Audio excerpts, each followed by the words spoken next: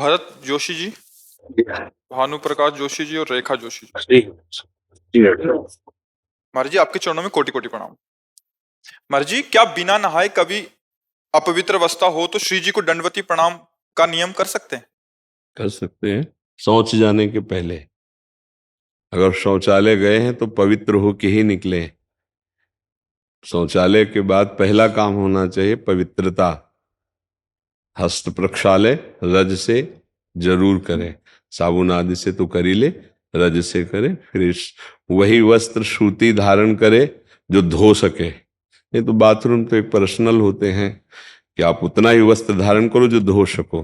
अन्यथा अगर वो वस्त्र शौच में पहन के गए और फिर बाहर निकलते हैं तो आप अपवित्र ही माने जाएंगे। वस्त्र का, शरीर का पवित्र होना उपासना में अत्यंत आवश्यक है। तो जब आप शौचालय नहीं गए तो आप नाम जप सकते हैं, आप मंत्र जप कर सकते हैं, आप श्री जी की दंडवत कर सकते हैं। फिर जब सेवा में पहुंचना है तो फिर स्नान आदि। अच्छा, गृहस्थी में यदि गृहस्थ धर्म का उपभोग किया है फिर स्नान के बाद ही कोई कार्य करें।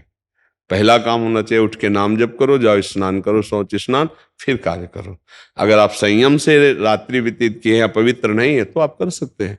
गृहस्थ में होता है ना, तो उसमें सावधानी ये दो चीजों की रखनी है कि जिस शैया पर आप शयन करते हैं वो शैया गृहस्थी में प्रायः अपवित्र होती है, तो उस शैया पर बैठकर गुरुमंत्र आदि नहीं जप सकते। आप उसमें नाम जप कीजिए, फिर पवित्र होइए, फिर आसन पे बैठ के जप कीजिए। अब जैसे साधु महात्माओं की सैया होती है, परम पवित्र होती है, तो जगह जब मंत्र शुरू कर दिया, फिर शौच स्नान गए, फिर तो ये चीजें थोड़ा ध्यान रखने की बातें हैं। अगर आप पवित्र हैं तो आप दंडवती कर सकते हैं। आप अगर ऐसा तो फिर आप स्नान आदि के द्वारा, क्योंकि आपका प्रश्न सब गृहस्थों के लिए उत्तर होगा, तो इसलिए ऐसा। महाराज जी, क्या श्री जी की सेवा में दूध आदि को ठंडा करने के लिए फूंक मारना सही है या नहीं वो पवित्र नहीं माना नहीं जाएगा? नहीं, बिल्कुल नहीं। उसके लिए आप वो जो छोटे पंखे होते हैं उनसे किया जाता है।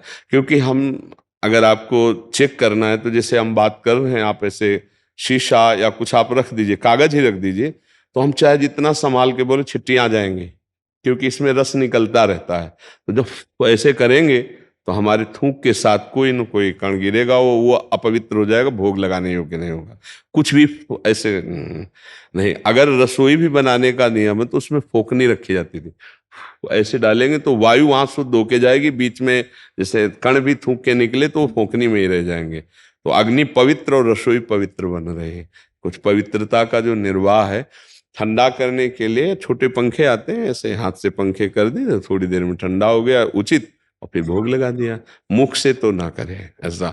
और रसोई बनाते समय बातचीत करने के लिए भी मना किया गया है, क्योंकि हम जैसे आटा लगा रहे हैं, बातचीत कर रहे हैं, अगर चिट्टी पड़ गई तो भोग लायक नहीं रहा। हम अंदर नाम जप करें, बात करना है। जैसे गुरुजनों से जैसे बात की जाती है ना, जैसे खड़े होकर बात करना हो, तो ये पद्धति है, ऐसे करके बात की जाती है। उसे सभ्य जो पुरुष बात करेगा अपने गुरुजनों से, श्रेष्ठ जनों से, तो ऐसे बात करेगा जी, ऐसे कि कहीं मेरी थूक की छिट्टी सामने मतलब ना चली जाए, ऐसे करके बात करेगा। तो ऐसे ही हम जैसे रसोई बना रहे हैं, हमें कोई बात करनी, तो ऐसे रसोई से हट के जी ऐसे बात किए कि हमारी कहीं रसोई जो अमनिया हो रही उसमें कहीं आवाज के उच्चारण मात्र में कहीं थूक की छिट्टियां ना चली जाए। तो ये पवित्रता भाव सारा खेले ना, मेरी श्री जी भोग पाएंगी, तो भाव है ना, तो ऐसा कर ले। महाराज जी, क्या श्री जी के प्रसादी पुष्पों को गौ माता को आहार के लिए दे सकते हैं? जरूर दे सकते हैं, अगर वो सम्यक पा जाए तो।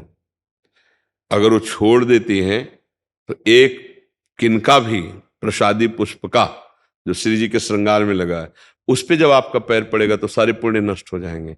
इसीलिए उसको सुव्यवस्थित करके, जैसे हम यमुना जी, गंगा जी जहां धाराएं हैं, तो धारा से 10 हाथ पहले बालू खोद लें और खोद के उसमें नीचे करके ऊपर से बालू डाल देते हैं। जब गंगा जी की बाढ़ आएगी तो उसमें, और वो अंदर ही वहीं रेती पे है, तो परम पवित्र स्थान है। और किसी के ऊपर बालू कर दिया तो अब पैर किसी के लगने वाली बात नहीं रह गई ऊपर से, क्योंकि ये पृथ्वी भगवान शेष जी के फड़ पे ही तो टिकी है। कहते नीचे तो है तो भगवान है, शेष जी के फड़ पे टिकी हुई है। तो हम ऐसे मर्यादा से कर ले। जैसे हम गाय को डालेंगे तो हमें लगता है सम्यक वो प्रसाद भावना से गाय तो पाएगी नहीं, तो गाय माता ने पूरा खा लिया था लेकिन गुलाब के पुष्प छोड़ दिए थे, तो वही हम कह रहे, एक भी पंखुड़ी अब वो पैर में पड़ेगी तो हमारी उपासना भंग हो जाएगी। पवाने में कोई दोष नहीं। मान लो गुलाब का फूल प्रसादी होता तो हम ही पा लेते हैं। श्री जी ने विराजमान, मान लो राधा नाम विराजमान है और गुलाब के फूल में विराजमान, तो पूरा प्रसादी है, तो प्रसादी हम पा लेते थे। तो वो बात अलग है। अब अगर एक, जैसे हमें राधा वल्लभ लाल जी की प्रसादी माला पहनाए जाते हैं तो सबसे पहला काम ऐसे करते हैं, वैसे कहीं पंखुड़ी ना गिर जाए। प्रसादी का बहुत बड़ा महत्व है, तो इसलिए ऐसा हमें लगता है कि उसे एकत्रित करते जाओ और फिर जब महीना 2 महीना में कहीं पावन सरोवर नदी आदि के समीप जाओ तो खोद करके उसे हम गाड़ देते हैं। क्योंकि प्रवाहित करने पर ये होता है कि लहरों के द्वारा फिर किनारे लगा तो किसी के पैर में लगे।